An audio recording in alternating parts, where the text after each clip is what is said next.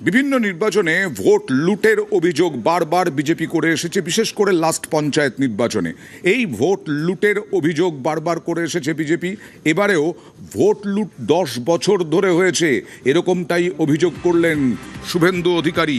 মুখ্যমন্ত্রী শুভেন্দু অধিকারী দাবি করলেন ভোট লুট হয়েছে 10 বছর ধরে এবং এবার মানুষ হিসেব নেবে বলে হুঁশিয়ারি। 21শে মে ফলতায় পুনর্নির্বাচন, ফলতায় প্রচারে দাবি শুভেন্দু অধিকারীর।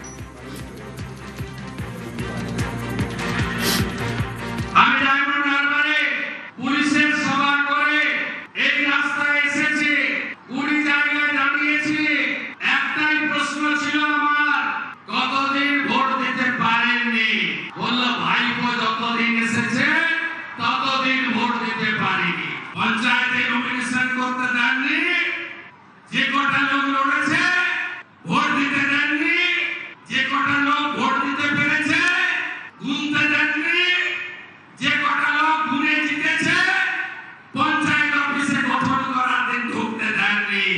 আর কি চাই বন্ধু? এর হিসাব হবে না, আইন হাতে তুলে দেবেন না। ভোট প্রচারে রণংদেহী শুভেন্দু, নাম না করে অভিষেকের সংস্থাকে হুঁশিয়ারি। সংস্থার নামে বিপুল সম্পত্তির হদিশ শুভেন্দু দাবি করেছেন। পুরসভা থেকে ফাইল আনানো হয়েছে। মুখ্যমন্ত্রী শুভেন্দু অধিকারীর দাবি আমতলায় প্রাসাদের মতো অফিস রয়েছে। নিশানা অভিষেক শুভেন্দু অধিকারীর।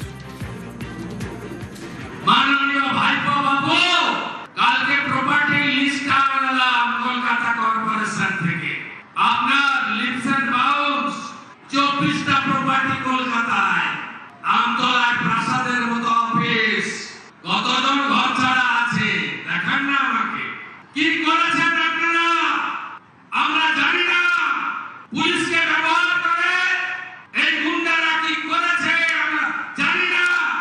3রা ডিসেম্বর 2023 ভটুগঞ্জে আমার সবাই আসা লোকগুলোকে কিভাবে মেরেছেন আমি ভুলে যাইনি। পৃথিবীটা গোল, চিরদিন কাহারও সমান নাহি যায়। দ্বিতীয় দফার আগে থেকেই চলছে